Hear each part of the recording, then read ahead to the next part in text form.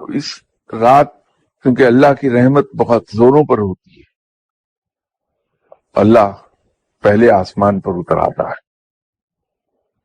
وہ حضرت جبرائیل علیہ السلام کو دوسرے فرشتوں کے جلوہ میں زمین پر اترنے کا حکم دیتا ہے کہ حضرت جبرائیل علیہ السلام اپنے ہاتھ میں سبز رنگ کا ایک پرچم اٹھا کے دوسرے فرشتوں کے ساتھ زمین پر چلے جائیں. اور حضرت جبرائیل علیہ السلام جب زمین پر آتے ہیں تو وہ سبز رنگ کا پرچم خانہ کعبہ کی چھت پر گاڑ دیتے ہیں اور تمام فرشتوں کو حکم دیتے ہیں کہ زمین پر پھیل جاؤ.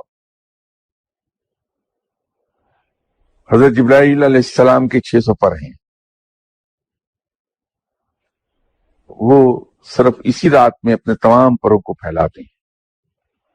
واحد رات ہے جس میں حضرت جبرائیل علیہ السلام کے تمام پر پھیلتے ہیں اور اپنے پھیلے ہوئے پروں کی کیفیت میں حضرت جبرائیل علیہ السلام کے دونوں پر زمین کی حدود سے باہر نکل جاتے ہیں، اتنے وسیع ہیں. اور وہ جو فرشتے پھیلتے ہیں لوگوں کے درمیان، تو اس وقت جو لوگ عبادت کر رہے ہوتے ہیں، خواہ وہ کھڑے ہوں یا بیٹھ کے عبادت کر رہے ہوں، ذکر کر رہے ہوں رب کا، اس کی تسبیح کر رہے ہوں، وہ ان پر اللہ کی رحمت نچھاور کرتے ہیں.